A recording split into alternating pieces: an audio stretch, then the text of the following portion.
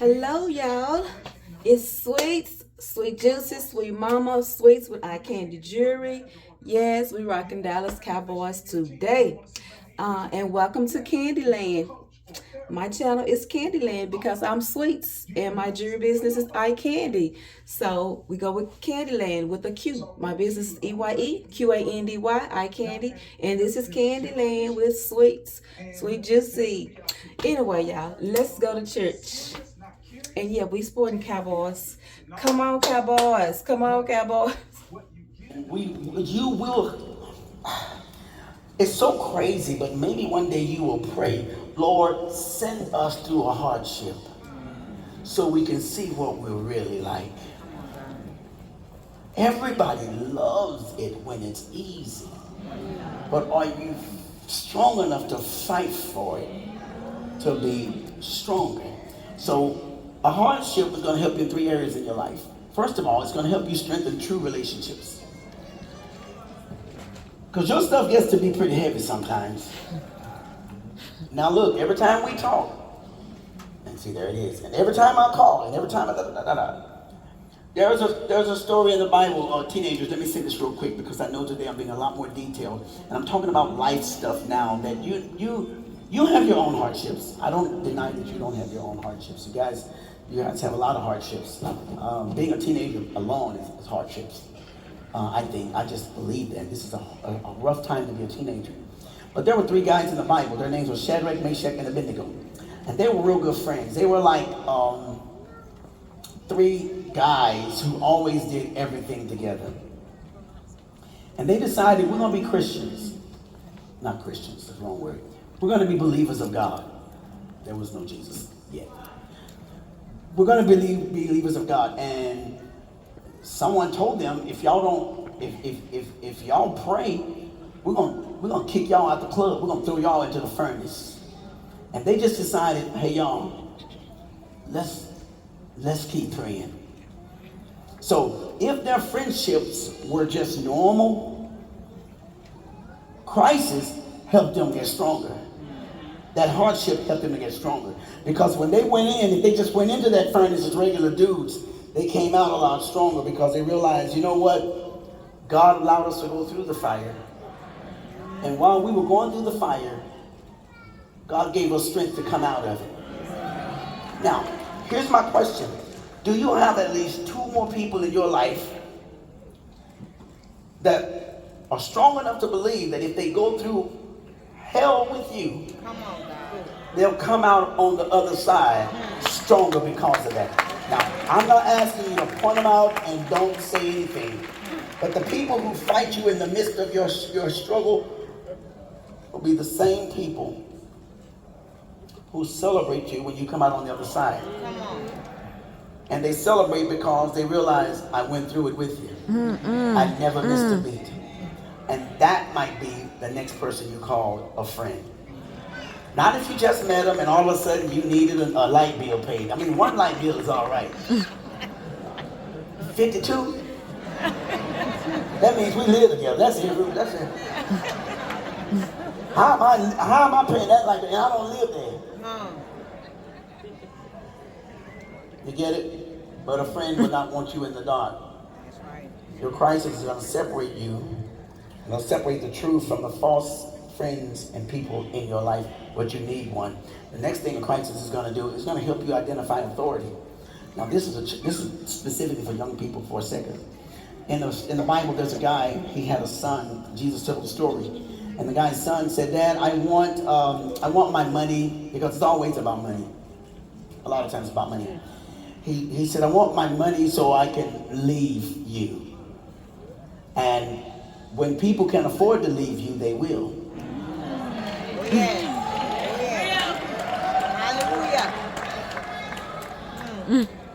Now, Jesus. I'm going to pull up this chair and wait for somebody to shout. Jesus. You know what you're going to realize in life one of these days? Some people are with you because they can't afford to be without you. Come on.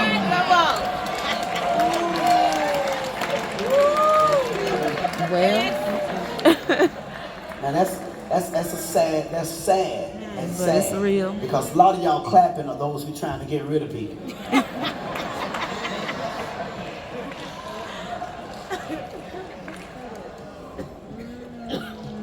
This boy, look, because I'm just reading, it's in the manual. It's in Luke 15. It's in the manual. The owner's manual said the boy didn't leave until he found out the daddy had something. And the daddy said, I got something for you. But it's supposed to come after I die. The boy said, can I have it now? The dad's like, I'm not dead. But because I'm a good father, sure. And the boy took his money, took the daddy's money and left. And when he left, because he had no management skills, all he had was hungry friends. They went out there and they partied off of his money. And they faked his love. And money always looks like love until one of them leaves.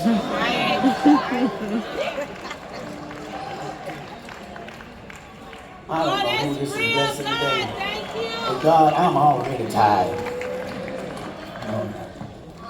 So this boy, I'm talking about hard times. Hard times will help you identify authority. So now he's gone and he realizes none of these people love me. They only love what I have. I pray one day that God will let you fake broke. Come on. Repeat after me, I will never be broke. But I pray one day God will let you fake broke so you can discover your fake relationships. I'm talking about who wants you when they think you have nothing. That's why a lot of people wear expensive stuff so you can bring friends into your life who see them have you valuable and they realize it looks expensive but it's cheap. That's right. Like your love. Come on. Because the cheap jewelry can't handle the heat. Our teenagers went shopping the other day, and some of them were at the mall, and some of the other kids that were with us were shopping. And you provided a shopping spree for them, and so Dylan and them guys let the younger kids went right to the to the bling bling, start getting the big bling bling chains. And so one of our adults said, y'all gonna go out there, because we don't fool with them when they're shopping. Y'all gonna let them go out there and get that fake stuff? And the guys up here went, we're gonna have to let them learn on their own.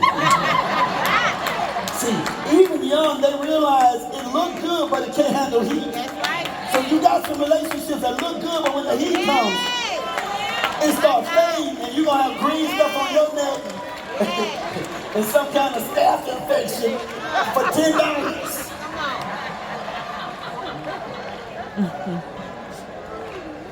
Pastor. So the Bible said he got out there and he ran out of money and he said, I believe I'll rise and go back to my father because hardship helped me to identify I really need some authority in my life. I really did. I don't see why I have to go to church until a crisis hits you. And now we realize, sometimes the best 2 hours of my life is sitting down and listening to God. Talk to me. Now, here's how we hear this sermon. You got to know in here that I don't, first of all, I don't. The devil's a liar if he says it. I don't preach pain in the pulpit. Okay? So it's not like I hear stuff and then I say it. I don't do that. Ask Siri. Ask Google. They'll tell you he don't ever come to us.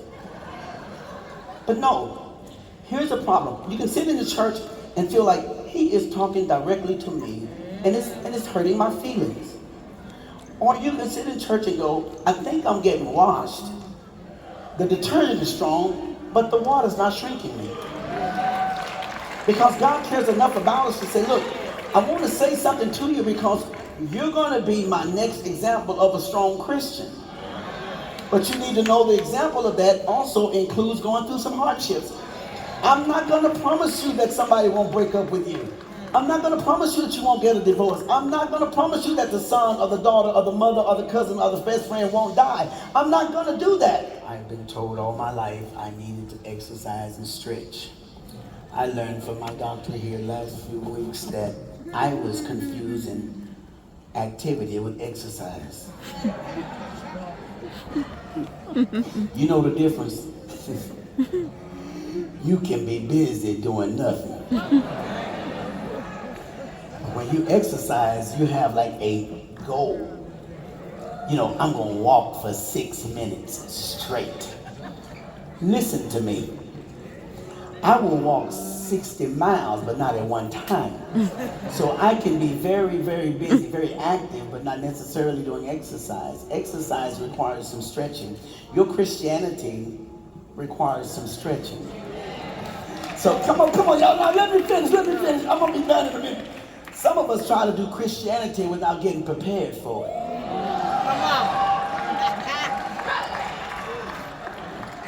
on. See, you gotta stretch what you're gonna extend. That's right.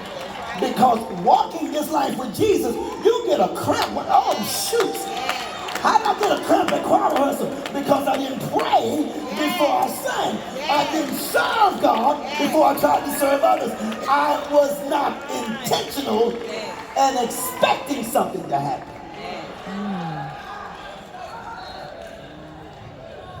And so what happens is we come to church and then we run into some people that believe God and they're God's people. Some people are not bad people. They're just simply in your life for a season. Ain't nothing wrong with them. You're right. That's You good. just thought they'd never go away. I receive this. We used to have a shout section in the church. Where was that? Oh, the shout section asleep today. God. No, I get it.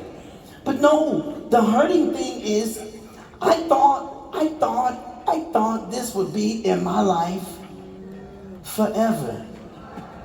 I had plans for this sweater for a long time. But I did not anticipate what would happen to it after it got clean. So I didn't read the instructions as far as getting it right. Let me ask you guys something. What's the instruction manual for friendships? And do we break the rules once we started because we didn't know what the rules were? Some people are just in our lives for a season. Write this down and remember this. That's natural and that's fine. Thank you. It's fine. I'm serious. It's fine. I receive it. That just happens. I promise you, every friend that you ever had in your life, one of these days is going to leave and go back to Jesus. They won't be in our lives forever. Mama was just here for a season, y'all. Sense, education. You've got everything going for you. And there's only one thing that we can't see, and that's the broken heart from loving. Because the person that you love was here just for a season. So instead of thinking that mom died after she was 90 or 70 or 80 and I only had my mom for 50 years or 40 years, why don't you just start thanking God that at least I had my mom for a season? Amen. That's good.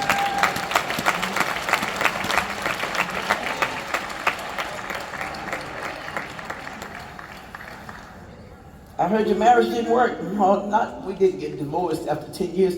We just stayed married for a season. Something happened after he died, after she died, after the baby left. And some of you haven't been able to come back to church and you don't want to come to church. And it's so crazy, as much as you don't want to be around the only father that strengthened you, he still never leaves you by yourself. Right.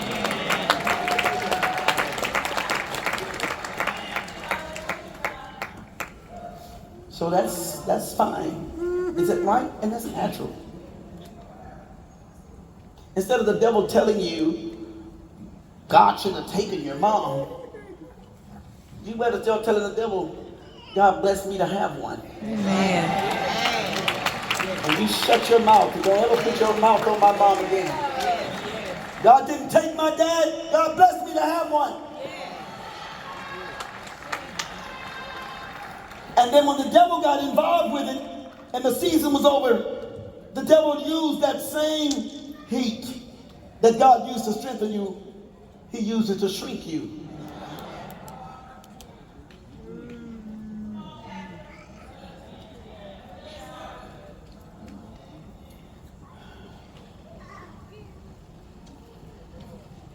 And so what do we know? Let's get done.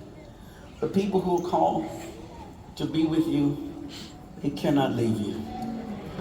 That's good. If you were called to be in my life, you can't leave me.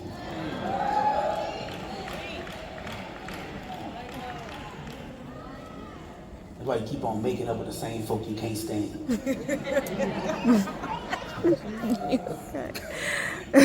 That's why that sermon on forgiveness just makes us so nervous. It's the last time. You've been saying that for the last 4 years. Right. Because the people that are called, Jesus. they can't leave you. And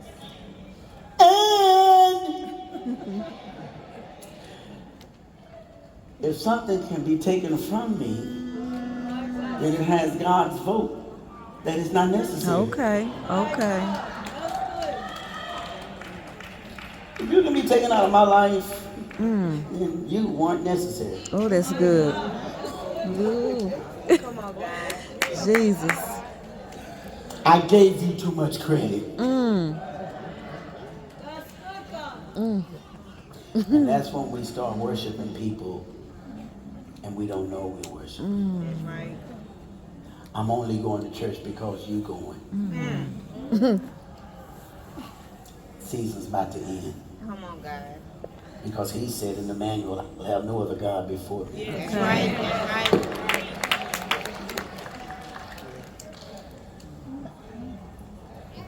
And when you were waiting to get money before you would go to church or before you would do something that it took God, he kept putting it on pause because the priorities are backed up.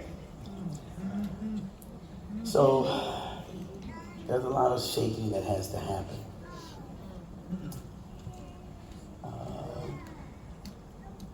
In order for us to get with God now. And I want to say some more stuff. I got some more notes, but I want to stop right now. Y'all, I be forgetting to tell y'all to subscribe. So subscribe if I didn't say that. So please subscribe. If you think it's worth your time to subscribe, if you think I can bring any value to you, I would love for you to subscribe. And again, comment and share the video out. Like, of course, like. Okay. And I'll see you in the next one. Bye-bye.